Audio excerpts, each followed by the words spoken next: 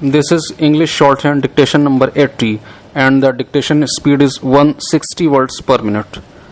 Ready? Start.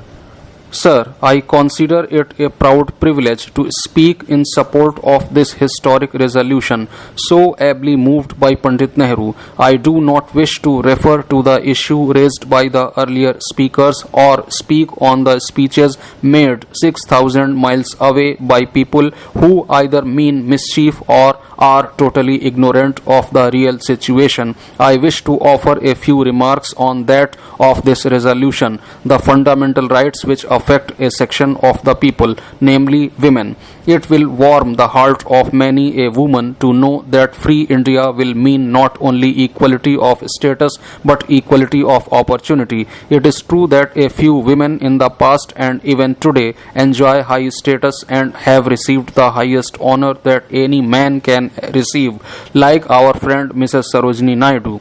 But these women are few and far between. One swallow does not make a summer. These women do not give us a real picture of the position of Indian women in this country. The average woman in this country has suffered now for centuries from inequalities heaped upon her by laws, customs and practices of people who have fallen from the heights of that civilization of which we are all so proud and in praise of which Dr. Radhakrishnan has always spoken. There are thousands of women today who are denied the ordinary human rights. They are put behind the parda, secluded within the four walls of their homes, unable to move freely. The Indian woman has been reduced to such a state of helplessness that she has become an easy prey of those who wish to exploit the situation. In degrading women, man has degraded himself. In raising her, man will not only raise himself but raise the whole nation. Mahatma Gandhi's name has been invoked on the floor of this house.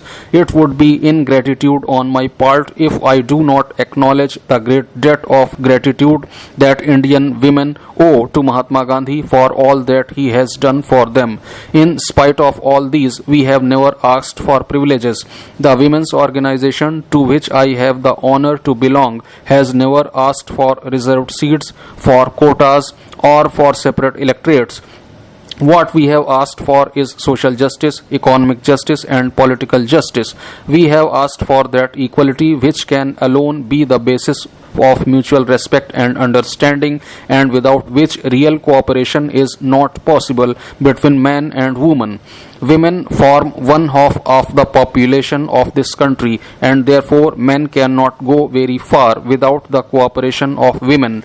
This ancient land cannot attain its rightful place, its honored place in this world, without the cooperation of women. I therefore welcome this resolution for the great promise which it holds, and I hope that the objectives embodied in the resolution will not remain on paper but will be translated into reality. Mr. Chairman, sir, Dr. Ambedkar did not say anything last time about the depressed classes, so I consider it a great honor to speak to the members of the Constituent Assembly on behalf of the scheduled castes of India. I stand here to support the resolution moved by Pandit Nehru. After analyzing the whole of the resolution and examining it in detail, I find that it is the best document that has ever extended hopes to the minds of the people of India for freedom. Some of my friends who have spoken before have pointed out some defects in it. Nevertheless, the resolution as it stands before us will serve to solve many of the problems that have got to be solved before drawing up a constitution.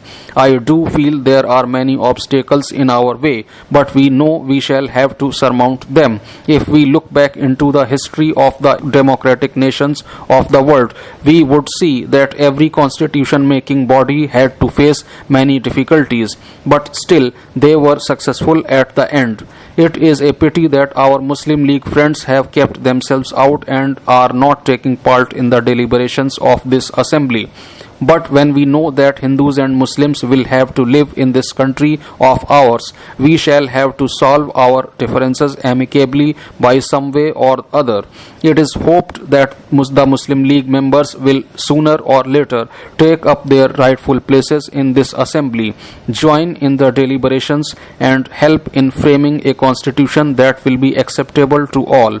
In this august house of the Constituent Assembly, we belonging to the depressed classes are very few in number, but in the country as a whole, our population is 60 million. We are no doubt a part and parcel of the great Hindu community, but our social status in the country is so very low that we do feel that we require adequate safeguards to be provided for us. Firstly, we should be considered as a minority, not in the sense in which a community is a minority on religious or racial grounds, but a minority which is a separate political entity.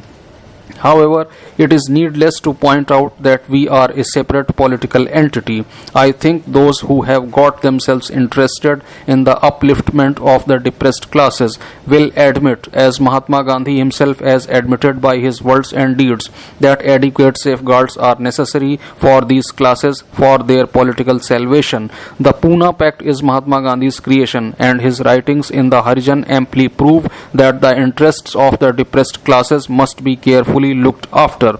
The Cabinet Mission's statement of May 16 does not say anything about the depressed classes, but the press conference that the British Cabinet Ministers had after the publication of the statement in Delhi clearly shows that the depressed classes should be regarded as a minority. The subsequent debates on India in the House of Commons as well as in the House of Lords have also laid stress on the importance of providing safeguards for the depressed classes as a minority. Sir, the minority problem is one of the most intricate problems, especially in a country like India, where so many elements live together with so many different kinds of interests. I believe this Constituent Assembly will have to face very important problem in regard to the minorities and find satisfactory solution for them. If this is done, the House will have no difficulty in framing a constitution ultimately. We, the members of the depressed classes, do hope that this Constituent Assembly will do justice to us. There are depressed classes in all the provinces and in the states of India. They want representation on a population basis in the legislatures, in the center, provinces and the states. They do not claim any weightage, but if any weightage is given to any community, they demand proportional weightage for them. Paragraph 4 of the resolution clearly states that all power and authority of the sovereign independent India, its constituent parts and organs of government are derived from the people. I think this is the best part of the resolution. It would infuse real strength into the minds of the common people of India.